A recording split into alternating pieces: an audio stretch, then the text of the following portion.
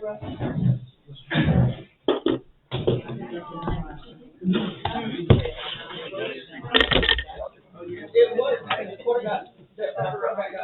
good. Bob.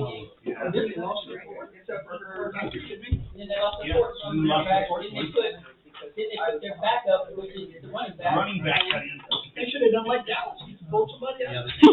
I don't mind the move, but I wanted to see how the game would have looked. It would have been that close apart, you know, I just wanted a good game. What was 77 games? Yeah, you can delete it, or they were tired yet. No, they showed up pretty much, but they were on the field. You're good. All right, we're rolling. As I mentioned before, somebody came in, there's donuts over there that Rosalind brought yesterday, they're still fresh, they still taste good. Teresa's got one. I had one this afternoon, they're still yummy. I think some more people will be coming in, and we'll let them do that as we go. We're gonna back up just a little and get a running start into tonight. So we're on page 8 of your handout, 12 of my notes. Right there, which says, there towards the bottom of the passage we're looking at, I do not believe that one receives some authority over a man, she must be quiet. We're gonna pick up there and cover what we covered last week real quick, and then keep running. I'm hoping we'll finish this part of this class this evening, and I'd stop saying that and pray and get started with my group. So let's do it. God, we thank you for all that you do for us. Thank you for tonight. Thank you for each one that's here. Thank you for this class. God, I just pray that your Spirit's help and guide us as we talk about women's roles in the church and how some of these passages from Paul that are tough to understand should be applied. And I pray, God, that we're headed in the right direction. Guide us, I pray, in Jesus' name. Amen. So we're looking at a passage. I do not permit a woman to teach or assume authority over a man. She must be quiet. We talked real briefly last week. That word authentian is only used in this one place in the Bible. It's translated here by assume authority. Some say usurp authority, some say, depending on what Bible you got, but most of it's the idea that a woman is not supposed to control what a man's doing, not supposed to be the boss of him. And we're going to look at that a little bit, but this, again, the only place in the Bible where this word is used, so we can't go to any other scriptures and say, how was it interpreted elsewhere? If you remember when we looked at she must be quiet, we looked at several passages, a couple of them just a few verses ahead, and they're translated basically must live an orderly life, must act properly. And yet in this passage, it's translated must be silent or something like that. We looked real quickly at the word didaskian, which is the Greek word, the root word for study, to study. And it's used a number of times. We noted that in every passage that Paul uses this word, and he uses it some 30 times in these pastoral epistles, 1st, 2nd Timothy, and Titus, in every instance, it's doubled with something else that qualifies what's being taught. And if that doesn't happen here in 1 Timothy 2:12, it's the only place in the Bible where it works that way. So my gut feeling is, it doesn't work that way here either, because that's the way Paul made it work. Here's just a couple of examples. We looked at these again last week. Not to teach another doctrine, nor to become preoccupied with myths. What's the doctrine? The myths. He's trying to tell us what not to do. Timothy's urged to proclaim these things and teach them. Teach and proclaim. Again, a doublet going that way. To teach these things and exhort. If any man teach otherwise and consent not to wholesome words. Again, every other place where that word is used, it's there. It's a doublet explaining what kind of teaching are we talking about. So I'm going to share tonight that I really think that word authentian that we use to usurp authority is defining the kind of teaching that Paul says women aren't supposed to do. And that's what we're going to fly through with tonight. We mentioned already, if this is true in 1 Timothy chapter 2:12, and it doesn't define that, out of the 30 places in the epistles where that word or a root of that word is used, it's always doubleted with something else. And so that's here. So again, it's the only time it's done if we're looking at that. We've looked already at several verses that talk about women are somehow involved in false teaching. They're being taught error. They're being used by people who are deceiving them. And we looked also, Paul's not very happy with the men either. So he's not just picking on the women here, but he's making a point because of what we've already studied, the Greek gods, the worship of the pagan religions in the community and in that general area were women dominated.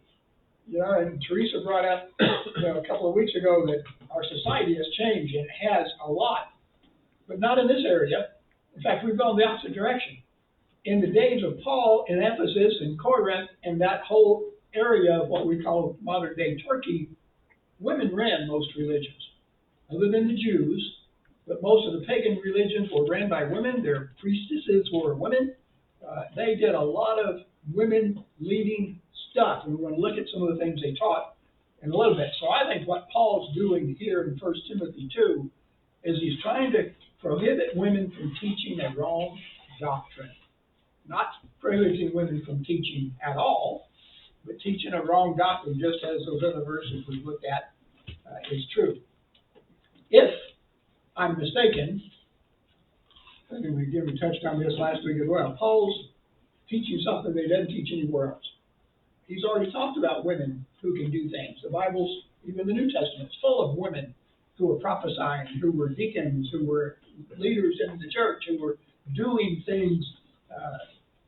The passage I like to throw up to people who argue against me is Colossians 3:16. It says, "Let the message of Christ dwell among you richly as you teach and admonish one another with all wisdom through psalms, hymns, and songs from the Spirit, singing to God with gratitude in your heart." What's the problem with this verse if women can't teach men? Can't sing. You're right, Rosalind. If we're teaching in our singing, and Paul's 1 Timothy 2:12 means women can't teach men at all, then you women need to stop singing on Sunday mornings. Because you're teaching us through the words of the song. And Paul teaches that in Colossians. He teaches it in Ephesians as well. Almost identical wording where we teach and admonish one another, the psalms and hymns, spiritual songs. If women can't teach men, then they shouldn't be singing. And there's not a single passage anywhere that suggests women can't sing in worship service or when people are together. And so if we take the usual understanding of this passage that a lot of churches teach, then they need to tell the women to stop singing. Because otherwise they're violating how they interpret 1 Timothy 2:12. And again, I think that's important for us to pay attention to as we look at that stuff. So Paul says, "I suffer not a woman to teach, nor to usurp authority over a man, but to be in silence." We're going to talk a few more Greek words, and I hope this doesn't bore you too much. The nartu, and some of the translations you have don't have that. They might say or, they might say and. But the Greek is actually, you can't teach nor usurp authority. And the Greek word that's that nartu is the Greek word ude. And just like the teaching words, every time Paul uses the word ude, it joins two common thoughts. And so again, if that isn't what he's doing in 1 Timothy 2, then it's the only place in his pastoral epistles where he doesn't do that, which seems a little weird. So there's three major categories where that would fit in. One is to join two expressions which are roughly equivalent in meaning. Galatians 1:1, Paul says, "Paul, an apostle, not sent from man, nor, ude, by men." He's making it clear, not sent from men or by men. Same idea, same general thought. He's just coupled them together to get his point across. He says the same thing in Romans 3:10. "There is no one righteous, not even one." And the not even is the ude word. Here it's emphasizing there is nobody righteous. Not only is there nobody righteous, there is not even one person righteous. Again, the idea that Paul uses this word frequently to tie two general thoughts together as opposed to two separate ideas. He does the same in 1 Thessalonians 5:5. He says, "We have nothing to do with night," and against the ude word, it should say nor, if you translated it correctly, "darkness." But we can pretty well agree night and darkness pretty much the same thing. So Paul's saying, we don't have anything to do with that. The evil stuff that's out in the world, we're not dealing with it. Night and darkness isn't two different things. It's the same idea expressed two different ways. And again, Paul does that all through his writings many, many times. So if we look at that, the question for us, and I think this is on your page 10, right down second paragraph. Might the two expressions, didaskian and authentian, linked as they are by the word oude, together convey the meaning of the decree? What is Paul prohibiting here? Is it two things? Is it one thing? The oude, as Paul uses it elsewhere, indicates that authentian explains what sort of or what manner of teaching is prohibited to women. For instance, if we said, I forbid a woman to teach or to discuss differential calculus with a man, we would understand exactly what he's talking about. He's not prohibiting women from teaching at all. He's prohibiting women from teaching differential calculus. So if we look at it that way, does the word authentian indicate the kind of teaching women aren't supposed to do, as opposed to they can't teach at all, and they can't usurp authority? Two different things. Again, I don't think that works at all when you look at this. The word authentian, and I've put this in your notes so you don't have to take a bunch of notes, means different things. Typical Greek word, it's used in Greek writings, although it's not used anywhere else in the Bible. But it's used frequently in Greek writings of the time. So we can go back and see how was it used. One thing it meant was to begin something, to be primarily responsible for a condition or an action. And interestingly enough, it applied to murder a lot. And there's some Shakespeare plays translated into Greek that use this word Shakespeare's always got people dying. And there's always murders going on in Shakespeare's play. This is the word they use for someone who sets in motion something that ends up killing somebody. It can also mean to rule or dominate. In other words, that is a legitimate definition of what this word is used and how it's used by the Greeks. It can also mean to usurp power or the rights of another. That's obviously how most Bible translators want us to read this word. You can't usurp authority. You can't take somebody's rights away. And in the instance, most people read this to say, you women can't rule over men at all. Can't teach them, can't rule over them. You know, we talked, I think, last time, the church I grew up in, if a woman's teaching a middle school Bible class, and a little 11-year-old boy decides he's going to get baptized, that woman can't teach that boy anymore. He's now a baptized man, so she would violate this passage that says she can't teach men. And they did that, and we'd have to find a male teacher to come in, or that kid would have to go to the high school class or something, somewhere where there was a male teacher, because she couldn't teach him because of this verse.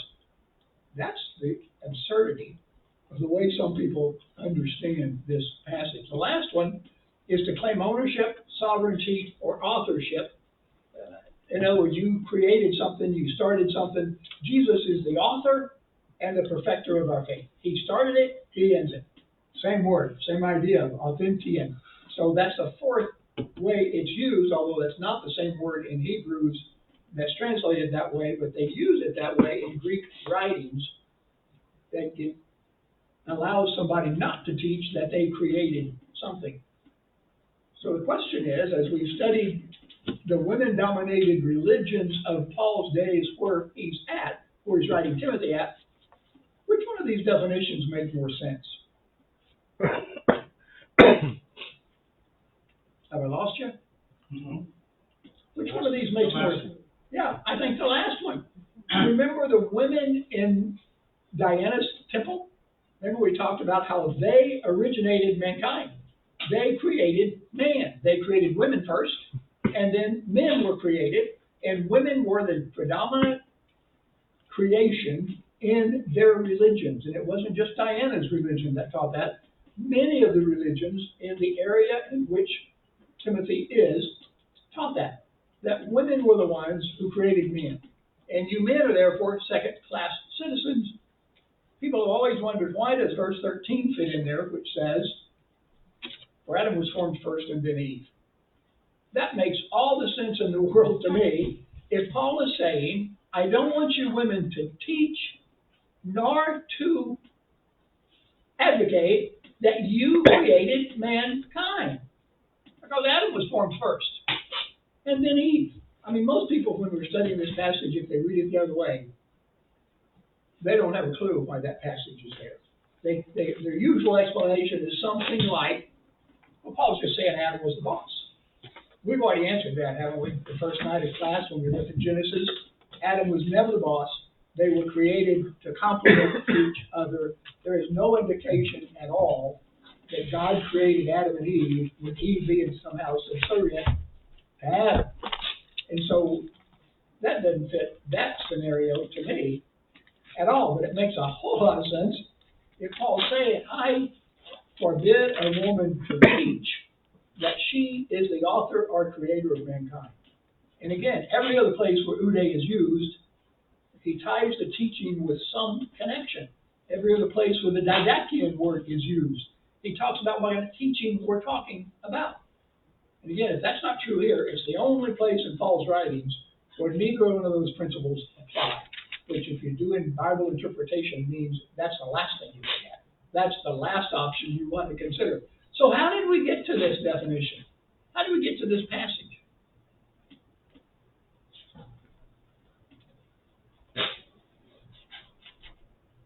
Women were teaching in the church of Corinth. Okay. Ephesus. Mm-hmm. Probably Corinth too. We'll look at those verses next. That things that were not doctrinal towards Jesus. I think that's his gospel and resurrection. And even God's creation. Yeah. God created man first, for better or worse, however we want to do that. Adam came first, and then Eve, which flies in the face of what Diana's people are teaching. Women are the creators of mankind. Women are the first on the scene, and we just created men. If you read some of those mythological stories, and I love those things, they've got all kinds of weird things, like women were all taking care of themselves, they were doing great. I think we've mentioned the Amazons already. The Amazon women taught, the only reason we have men is so they be our slaves. The only reason the gods created men is because we needed somebody to play with. There's nothing valuable in their life. They have no sense of purpose. They're just there for us. Now imagine some of these people are coming out of these religions into the church. They're bringing that stuff with them. Just like you and I, when we show up here at Central Christian Church, whatever church you were raised in, or if you weren't raised in a church, whatever you've been taught, you bring that with you.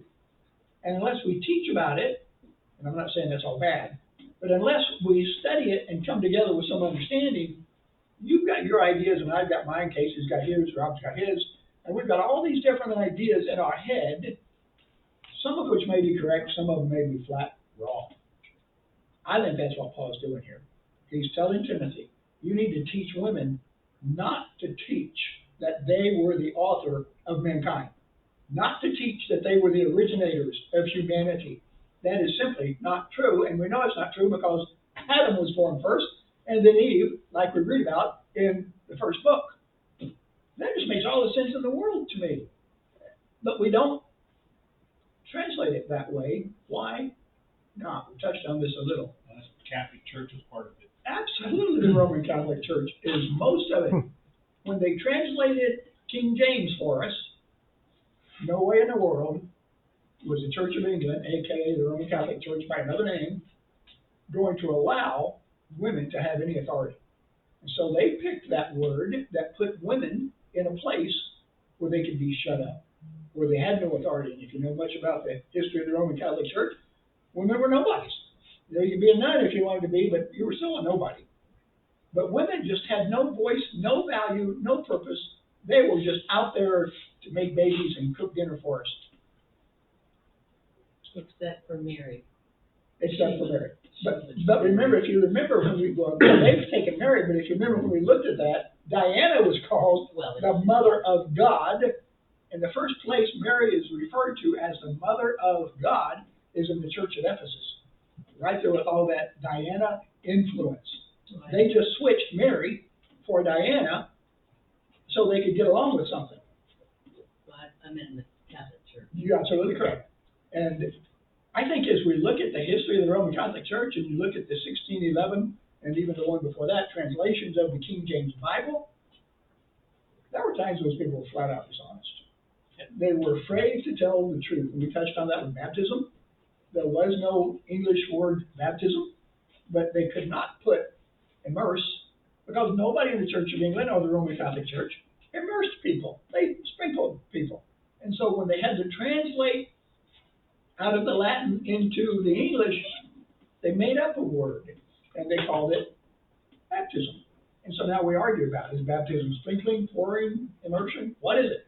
If those people would have been honest and translated the word, it would read immersion. Every place you see repent and be immersed. In Acts 2, when Paul says repent and be immersed, every place you read it, it would say immersed. There was no Greek or English word baptism then. It's called transliteration, and they just took the baptismo Greek word and flipped it into baptism. Totally dishonest. And because of that, we have spiritual issues that divide churches all across the board. I think the same thing happened here. Those people in King James's Church of England / Roman Catholic Church were not about to translate this passage and give women any authority. And so they translated it, you can't teach, you can't usurp authority, you've got to keep your mouth shut. Because that's the way women were treated then.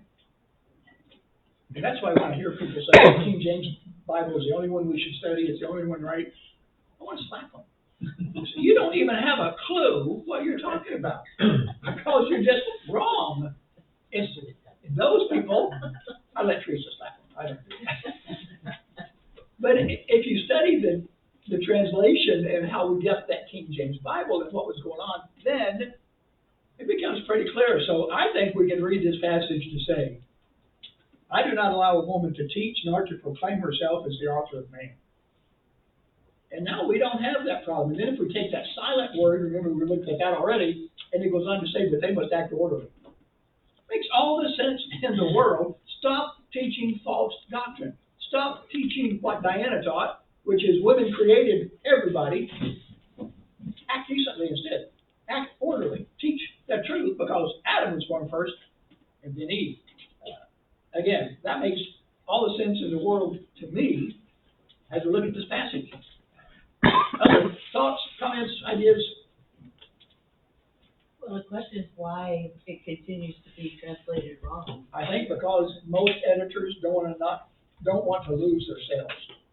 They don't want to not sell their Bibles. They're being dishonest as well. If they change it, who would buy it? What I'm thinking is they would sell it to the people in the third world, who the converts in the far Yeah, away. but most of them don't want that, because now you've created a real problem between all of us in developing nations and all of the other people in the other nations, and we already see that. The Methodist Church lost their vote last time they were going to authorize homosexuality, because the bishops from Africa got the vote, and they all stand for the truth.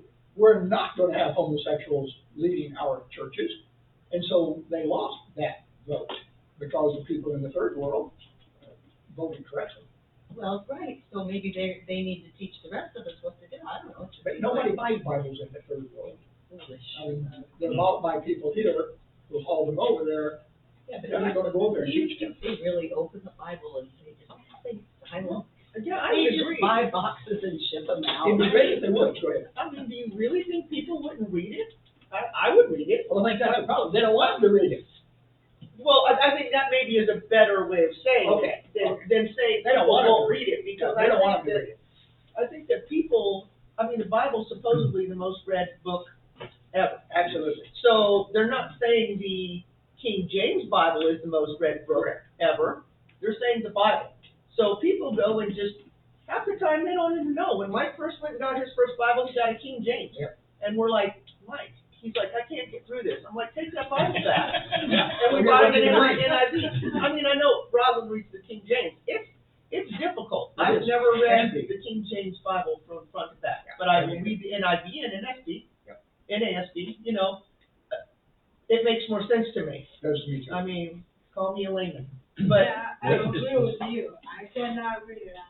One day we went to church, when he got transferred, to Florida, one of the Baptist church we went into at that time, we were searching church. They've been waiting for me to come down Florida, and then we searched. One of the churches said that.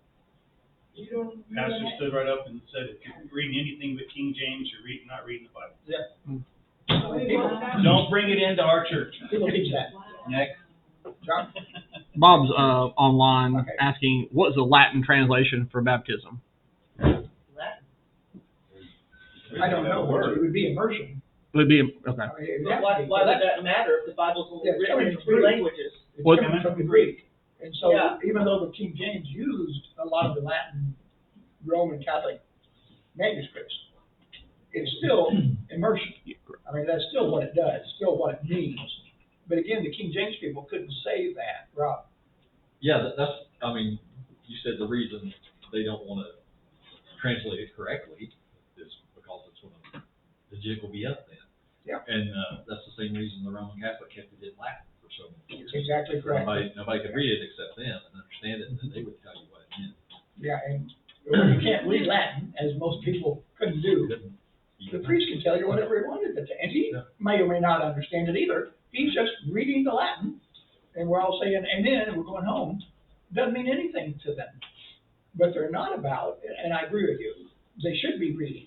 But the people who are writing the translations of our Bibles today, most Bibles get to third world countries by missionaries from our nation or somewhere else.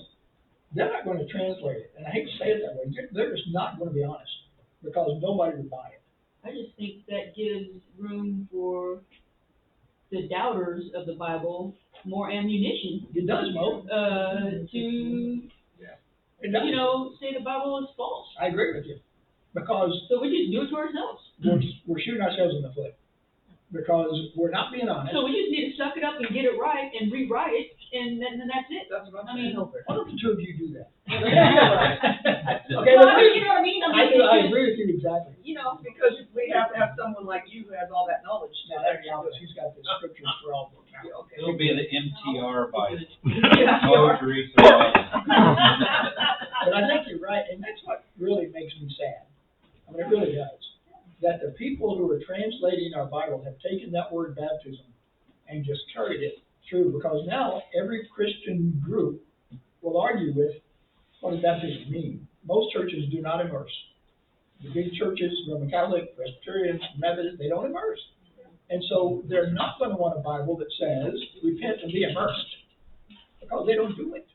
And so most people who would translate that Bible today would realize if we did that, nobody would buy our Bible. Say, we keep buying the NIV or the King James or something else and take them to third world countries.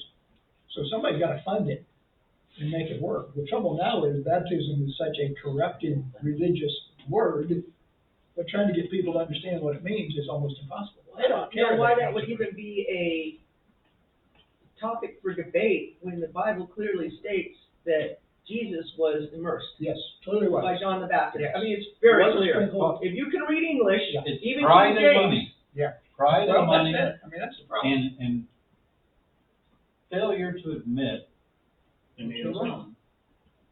And the Catholic Church, that's like one item that's wrong. but they have a different Bible anyway. They've got 700 books or however many. Have you ever Yeah. been to And every a other- Roman Catholic full-on funeral? Mhm.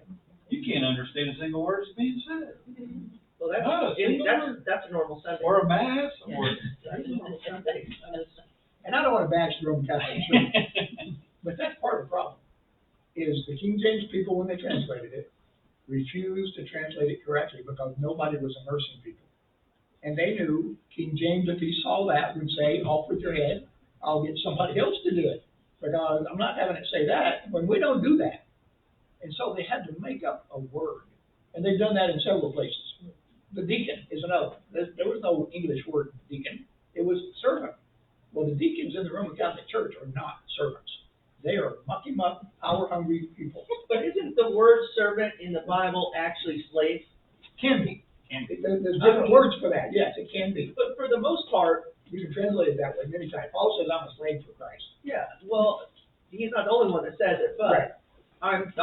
saying that, and I think that's what Jesus wants. He wants us to be a slave to him, Absolutely right. period. Be So- translated into his kingdom.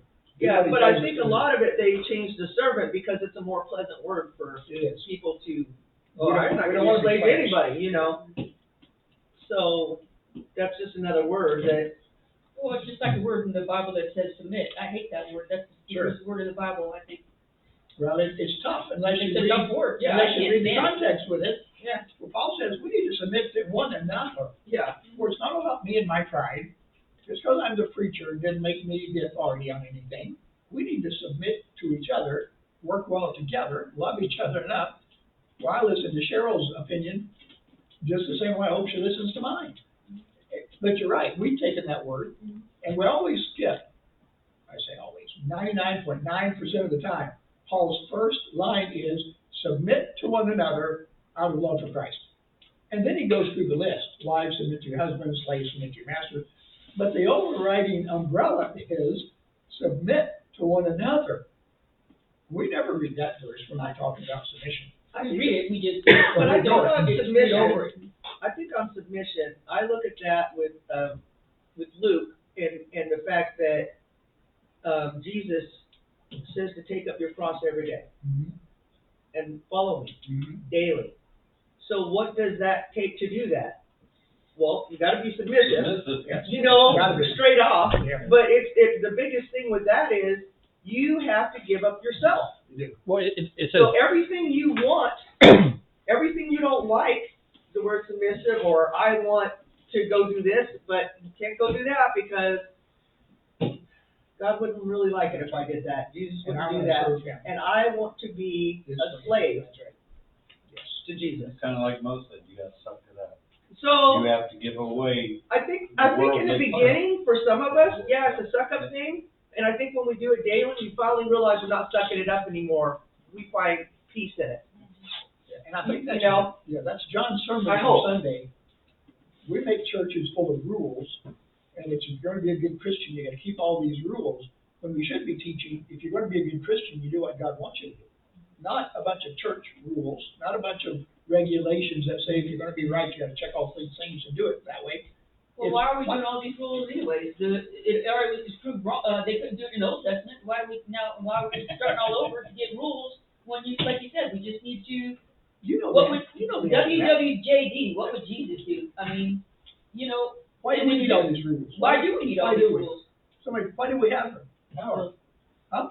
Power. Power is the part of Yeah, it. somebody Somebody does. wants to We rule, gave someone a job to do order. order, some of it is order. Some of it is good rules, Some of yeah, it's, yeah, rules aren't necessarily bad. It's when we take rules and say, we're gonna impose these on you, and again, the Jews had 613 rules over and above the Old Testament, and John touched on some of these Sunday, on what does it mean to work on the Sabbath? Well, you can do this, you do that. And they had one rule that said you can't walk more than so far. Well, they let you walk one step less, then you can sit down. And then you can stand up and walk that far again, one step less, because you couldn't walk, say, 100 steps. You could walk 99 and stop. Well, now I'm starting over, so I can count 99 again and stop. That's garbage. That's as ridiculous as saying, make sure you put your seatbelt on when you're driving your camel. Of course it is. That's exactly right, Teresa. Was- But that's church. That's what we've done. Because whether we like it or not, there's a real good book I would encourage you to read if you want to read a book about the history of the church called Pagan Christianity. And it talks about how did Christianity get to where we are today. And most of it is because we do things the same way the pagans did, brought into the Roman Catholic Church. The only reason we've seen 3 songs and have a sermon and everybody sits in those pews is because that's what the Roman Catholic Church did. First century church never did that. We've developed those rules, and we all just do them because it's easy. Well, let's get crazy and do 4 songs next Sunday. sometimes Daniel And does Daniel before. was doing that for a while. He was singing more songs, and I've encouraged him. Sing as many as you want. I don't care. I'm in no hurry to get out. Sing whatever you want to sing. I don't care. But I think that in the early church, what they did is everybody came in and they brought a scroll in and they read God's word. And then from there, that was the first thing. God spoke first. That's his word. You read it, God speaks first. From there, whatever he tells us, now we're going to sing, we're going to worship, we're going to do all of that. That's how it was done if you read First Corinthians, the only thing I disagree with you with, most people in the church had no scrolls. They don't have books like everybody's got a book. Being written. In the synagogue, the priest would take the scroll, that's why. Yeah, and they read it. They read it first though. And Jesus would, remember the time he went to hand it to him, let him read. But not everybody had a scroll. In fact, very few people had them. They got revelation. God spoke to them through his spirit. Mhm. And somebody's repeating, I was with Paul last week and he said blah, blah, blah. And then everybody sat around talking. It's more of a Bible class like this. You know, we're talking about what you talked about a few weeks ago. What can we do on Sunday morning to make our worship time more conducive to everybody worshiping instead of me standing up there or John standing up there or somebody else standing up there talking for 30 minutes? How can we do that so that we're all on the same page? But we do church because that's what the Roman Catholics did. We just brought it over from them, and we all do it the same way. You ever been to any other churches? They all do it the same way. Why? Because that's how we got our traditions from. And it's going to be that way until somebody's bold enough to say, we're not doing it this way anymore, and we're going to quit. We're going to do it some other way. So in reality, small groups that are meeting in That's people's correct. houses is a church meeting. That is correct. And when you read through Acts especially, there are all kinds of small groups meeting in people's homes. Yes. And Paul frequently says, greet so-and-so in the church in his house, or the church in her house. No question, they didn't have a church building. There were no church buildings like we have. Why do we have church buildings? Roman Catholic. Roman Catholic Church had humongous church buildings. And so when we broke off from them, we did church the same way they did. And I'm not against church buildings. I think there's a great value for church buildings. But that isn't what the first century church did, ever. They worshiped in homes. They worshiped by the riverside. They worshiped. I mean, if you've ever been in any of those cathedrals over in Europe, it's just, one is more ornate than the other one. Yeah. It's like who could get more, I mean, Michelangelo painted on our stage, okay, It pretty was cool. the regions competed against. It just is, and I just look at it, you know, Notre Dame, the Pantheon, all these places, and I'm like, man, look at all the money that went into this. And then all the money to keep it restored, and, Almost bankrupt. you know, I mean, it's, Well, they took everybody's money now. They didn't know. yeah, to build a building though. Yeah. You know, I don't think that's where, I mean, I don't think that's what God wanted us to do. And again, before we bash everything totally wrong, they had a temple. They worshipped in a temple. Jesus and them were worshiping in synagogues. So there's nothing inherently wrong with having a place together. But again, our problem is we come to church. I'm going to church. And when I walk out of this building, I'm not at church anymore. And we've developed that mindset that says church is the building. And when I'm not there, I'm not the church. I'm not in the church. I'm not part of the church. I'm living my own life. And we've hurt ourselves with that, and we've lived a double life. I can do what I want to during the week, as long as I go to church on Sunday. And it's only on Sunday. Always Only on Sunday. Maybe Wednesday. Second? Maybe Wednesday. Yeah, maybe Wednesday, maybe Doing that, Monday. you're not truly That comes following from Catholic. Jesus. We're not following Jesus' streets, so we're following man-made rules. Again, there's nothing inherently wrong with man-made rules until, like his book, What Made Jesus Mad, until we impose them on people and say, this is the only way you can do it, and if you don't do it like this, then you're not a good Christian. And we cause people not to come to Jesus because they don't want anything to do with it. Interfering with people finding Jesus. That's exactly right. We're hindering people from finding Jesus because they got all these rules that we're laying out there. But again, I think if we read it this way and end it with, and she needs to live an orderly life. She needs to do things decently and in order, like the other passages we looked at instead of silent. This passage makes all the sense in the world to me. It has nothing to do with women not being able to usurp authority and women having to keep their mouth shut. It has to do with the false teaching that was being done by Diana's people and other religions in that time, that women created humanity. Women were first, then men. And again, when Paul throws that part from Genesis, Adam was created first, and then Eve. But the only reason that makes any sense is because he's refuting the false teaching that these other religions were teaching. Questions? Any more thoughts, comments? All right, look at 1 Timothy. We're going to end tonight. I think we can finish it. Look at verse 15. But women will be saved through childbearing if they continue in faith, love, and holiness with propriety. Somebody read another translation. What's King James say? Okay, who's got something else besides my NIV?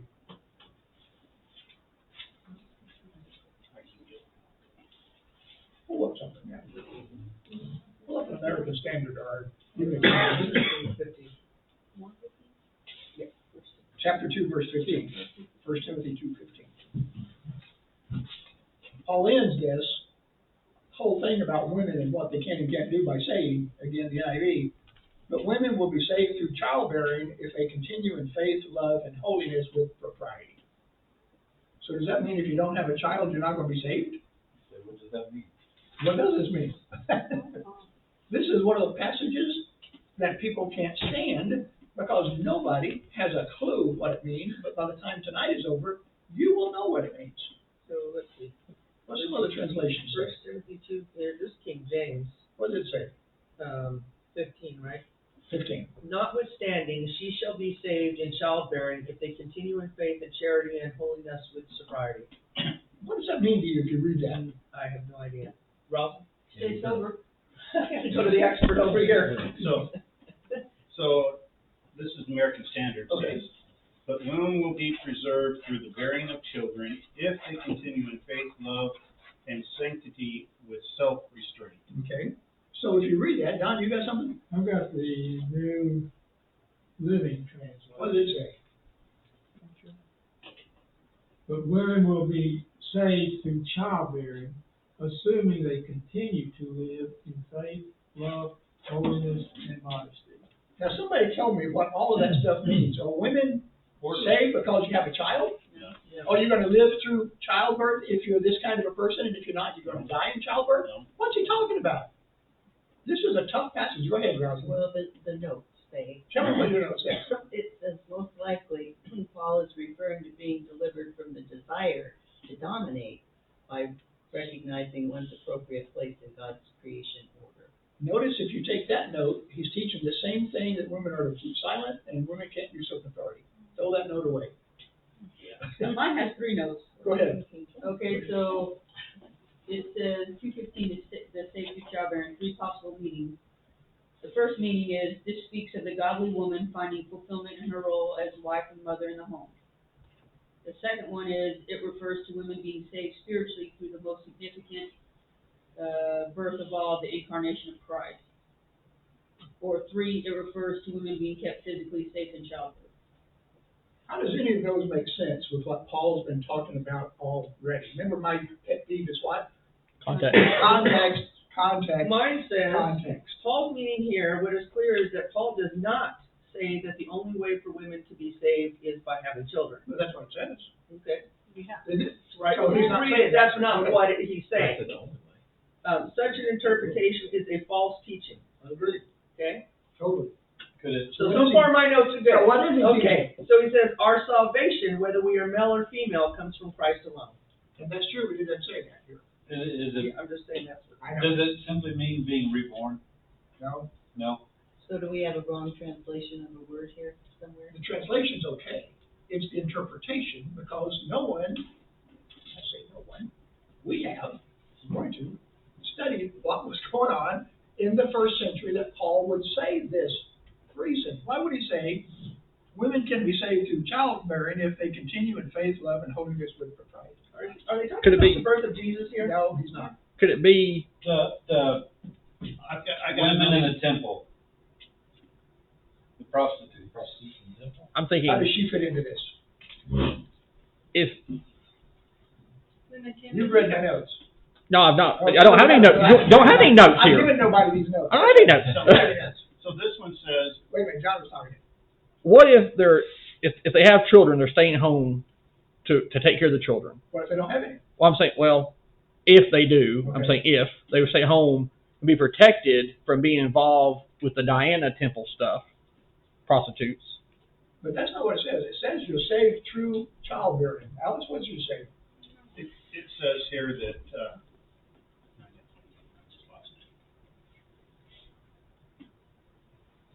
it says, the children continue to be brought up in a religious way. That's what that says. Okay, That means brought up in the faith, yeah. yeah, but that doesn't have anything to do with childbearing. You No. want to be raised correctly, which is true, Rosalind. Well, so you got that verse 13, Uh-huh. and then 14 says, and Adam was not deceived, but the woman being deceived Right. fell into transgression. Nevertheless, she will be saved in childbirth if they continue. So So how does that, what does that mean?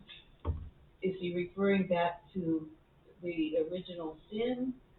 I don't think That, so. All right, tell us. I'm gonna tell you, because we got 10 minutes. Just And tell again, us. you wouldn't know this because you haven't studied what's going on in the first century, which is again something that frustrates me no end, that we don't do enough of this to understand what's going on. Here's what one Gnostic book said. The woman followed after the earth, and marriage followed the woman, and birth followed marriage, and destruction followed after birth. And the whole idea of the Gnostic writings, I'll read a couple more here in a minute, is you women are somehow creating disaster by having children. You are creating disaster on earth. You are separating God's glory by having children. Who birthed them? That's what they believe. That doesn't matter. Say That's what these people teach. One Gnostic writing talks about Elijah. Remember Elijah? What happened to Elijah? Elijah was taken up into heaven, he never died. He didn't get to go to heaven. According to the Gnostic writing, when he got up there to the pearly gates, they said, you can't come because you've got kids. And Elijah said, I don't have any children. I never had any children. And a goddess said, you didn't have any children, but you had wet dreams, if I can call it that. And you impregnated people on the earth through that, and they had children, and those children are alive, and so you can't come into heaven because you've got these children that you didn't even know you had. Who are these people that believe this? Because I need to meet them. Well, they don't believe that anymore. These are people who are teaching stuff in the There's days people of that Paul. think the earth is still flat, so. Well, that they do, so they don't teach anything. Here's what another I Gnostic work writer for, said. Casey over there. And one does. Yeah, he really has somebody that works for him that believes the earth is flat. Do you really? Absolutely. Yep. And They come from all over the globe to go to meetings. She believes it. And Smart. I read that advertisement somewhere. Meeting of the flat earth people coming from all around the globe together. Wait a minute. Yeah. How is that even They're possible? probably not even catching that. I was thinking they're not even thinking, because like I say, they're not thinking. Here, let me read a couple more real quick. This is the gospel according to the Egyptians. They have Jesus announcing, I came to destroy the works of females. And apparently in response to this statement, Salome asked him, how long will death prevail? And Jesus answered, as long as you women bear children. And Salome comments, then I'm done having children. And so in these early Gnostic writings and some of these early women-controlled religions, having children was a curse. It was horrible. You were dissipating God's uniqueness, and every time a child was born, part of the eternal God was in that baby, and so you're dissipating all of God's glory, and the only way to keep it united is to not have kids, and so there's fewer people, so God's glory is not being wiped out by all this stuff. And again, But the Gnostics never said to themselves, have a bacon here? they don't care, I guess. So Paul's rebuking that. Oh, let's rebuke that. He's saying you women don't have to give up your womanhood in order to be saved, which is what, and I could read several more, that's what they were teaching. If you women have children, there's not a place for you in heaven because you've dissipated God's glory and we don't want you up here with these kids. Paul's saying that's a bunch of garbage. You are saved through childbearing. You don't have to stop being a woman. You can have kids as long as you live faithful and do what you're supposed to do. But it didn't have anything to do with what most commentators say it has to do with. Because if you read what's going on then, and you read these Gnostic books and stuff, it's pretty clear then. That's what they're teaching, and that's what Paul is responding to, is to say, that's just not true. You women don't have to stop being women in order to be saved. You can still bear children and still be saved. Well, didn't Jesus say, bring the little children? That is what he's saying. But of course, the Gnostics don't believe in the Gospels. They're writing their own stuff. They're not teaching that stuff. writings and see what they said about women and childbirth and the curse you brought onto the earth, Paul's saying that's a bunch of garbage. You are okay to have children. You can still be saved if you have children. Doesn't have anything to do with whether you have children. You can have kids. But what was their comeback? Because God made women to bear children and men to be able to. He screwed it up. So, he messed it up. Okay, remember when we talked about the knowledge? They had a God of the Old Testament who created the material world, and material is evil. So the God of the Old Testament is evil, and there's a higher God than him. And so if you follow that logic, it makes all the sense in the world that when God created material men and women to have babies, that's an evil thing because you're creating more material stuff. And Did they read Genesis though? no, they don't say. Those are the myths. That's a myth, yeah. Those are the myths that Paul talks about in all these books. Don't give in to these myths. Don't buy these stories. He's talking about these myths and stories that the Gnostics and others are putting out there, that you women are beating yourselves away from God by having kids. You need to stop having kids. Because you can't be saved if you have kids. You can't get into heaven. But then the world won't go on, because there won't be any people, everybody's gonna die, and there'll be nothing left. What they were really doing was, the beginnings of all of this, abortion stuff, because of women I guess I who would get pregnant, so. Well, So many of that's the people who wrote this, they would have sex, but they'd pull out. So you wouldn't make the woman pregnant because you didn't want to procreate, because that made you less godly. But if you realize that, then Paul's comment makes all the sense in the world. You can have children and still be saved. You're not going to be denied heaven just because you have kids. Why would he say that everyone is born in God's image? Because that's the Sure. beginning of true science fiction. It is, it really is. It really is. So I have to go Now, by. notice what I said, true What did it say? science fiction. I have That's this, the beginning, Gnostic writings. the Bible in basic English. What does it say? It says, for Timothy 2:15, 1 Timothy. But if they go on in faith, love, and holy self-control, she will be kept safe at the time of childbirth. See, that has nothing to do with this. I know. We're not talking about childbirth at all. This is I not a gotta guarantee get that the you're holy, Bible, I want you to won't read die. more. Yeah. This is a refutation of what they were teaching in those days, that women having kids were going to be lost. So Bob, how are normal people who just come to church on Sunday ever to understand the Bible? You're not unless Unless you're in it. That's why these You know? classes. You gotta find the right Well, church, this is the why right I don't class. understand why more people don't do what we do right here. I mean, if you really want to follow Christ and take up that cross every day and Takes time. get rid of yourself, But then, Sundays did not. okay. And that's it. Sunday's enough. I've checked it off. You got too many I others. don't have time for Monday night. I don't have time for Yeah, Tuesday. but I come to Bible study Sunday morning. I get my Bible study, and I get my worship all done in one day. And you can go to a small group. Yeah. So you're got a gold star. So Bob, you have to live to like 100. Well, that's probably not gonna happen. But I'm not the only one that can read this stuff and see what it's talking about.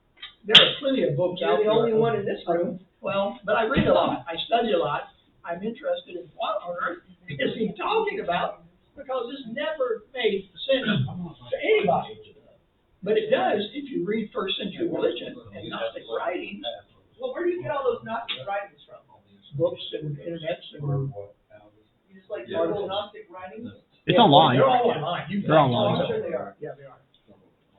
And it's just, to me, it's sad that First Timothy 2:15 has been around for 400 years now, 400 and something years, and we're still translating it the way we translate it, and it's flat out wrong. But if you go back to when he wrote that, and when Timothy got it, he knew exactly Oh, absolutely. what was Paul talking about Absolutely. and how to deliver it Yes, to the church in Ephesus. yes. Without a question. He didn't have to say, Paul, what are you talking about here? I have no doubt that's true. No. He knew exactly what was up. Timothy was living then, and it's there. And, that's my old adage of, we've got all the answers, we just don't have all the questions. Yeah, I wasn't there to know what the question. That is Yes. correct. And none of us were. So we try to guess, what's the question Paul's answering? But you can't do that without studying first century life, studying religions of 1 AD and 1 BC and all that time frame, and Greek mythology. I I wrote several papers on Greek mythology while I was in college, because I love Greek mythology. And it fits right into God's got a name story of all these gods that are out there that are real. And they're out there causing trouble for us. I'm not saying the Greeks had it all correctly, but they had the right idea.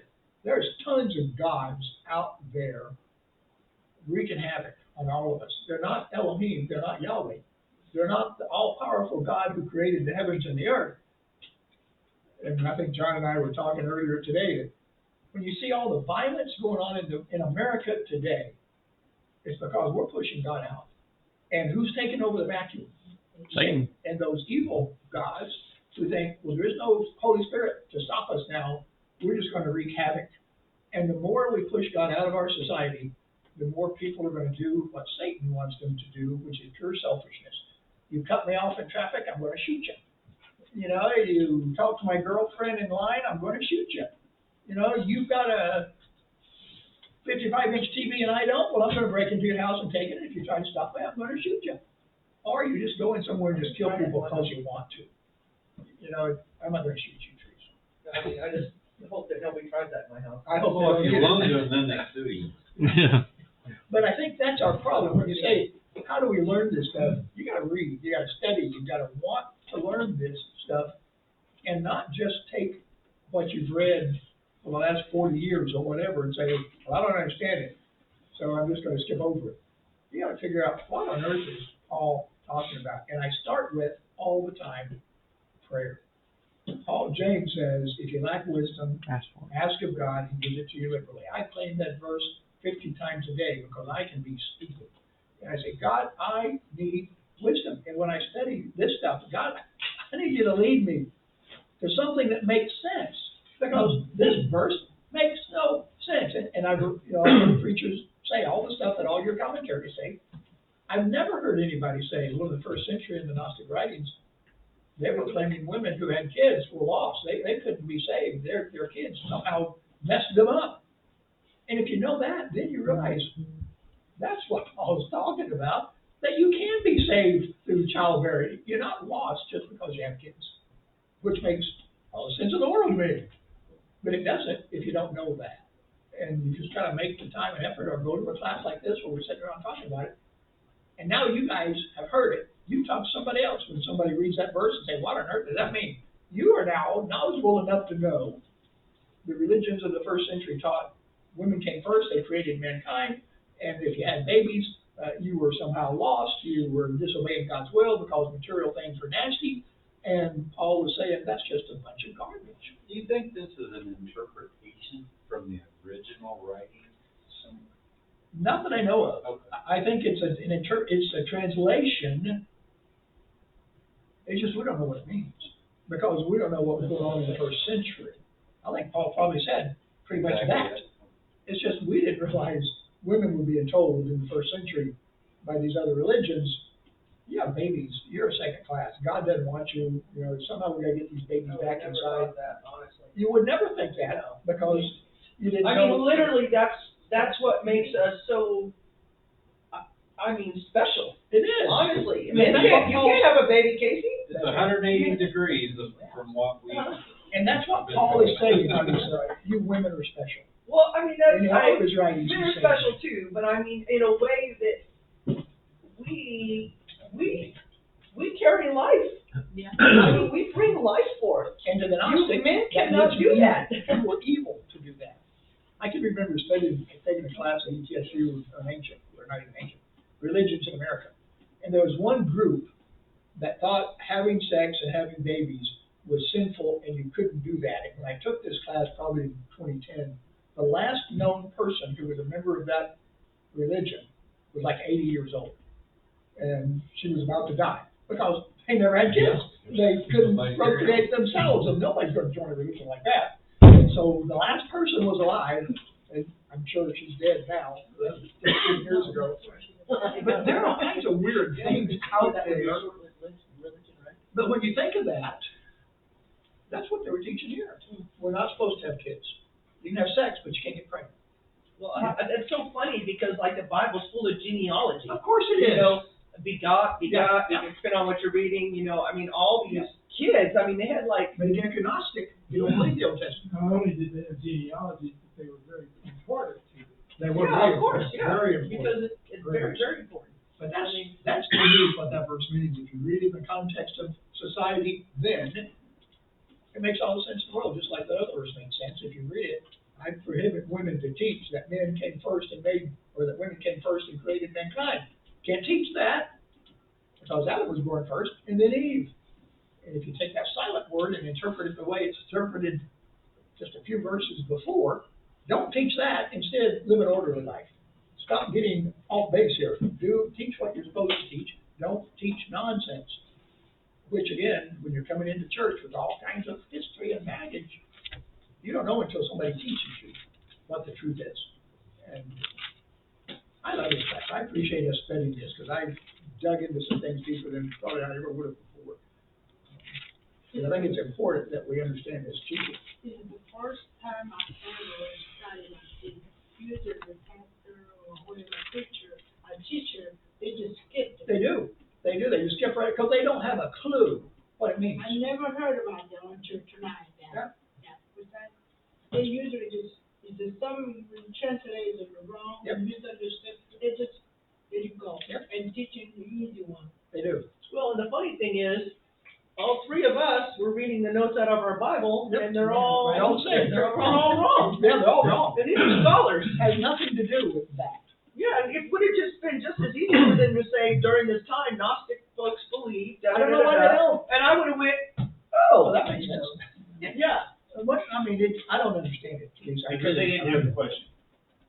Yeah, but. Yeah, but you can do the research. What I've read. Anybody can research what I've researched. I don't have a monopoly on this knowledge. I understand that, but you took the time to do it. Yeah. They didn't take the time to do it, You're right. and they didn't have a question, so they give that answer that they've been told. Yes. There's another Gnostic writing where they're talking to Jesus, and he says, when you women turn into men, I'll take you to heaven. What? Again, we're back to women. Transgender. So how's that look? Oh, What's that's that what I'm look? saying, transgender, I guess, transgender. We're living there now, I suppose. I don't know. It could be. I shouldn't say that. But that's, again, what they're teaching and what they're writing in this time frame. And they've got these other books that say, here's what Jesus said. When you can turn into a man, then I'll take you to heaven. But as long as you're a woman, you're not going. Because you got kids. So this wasn't a problem in Rome or Thessalonia? Probably not as bad, because Diana's temple was here, and several strong women-controlled religions were in this Asia Minor And area. in Greece.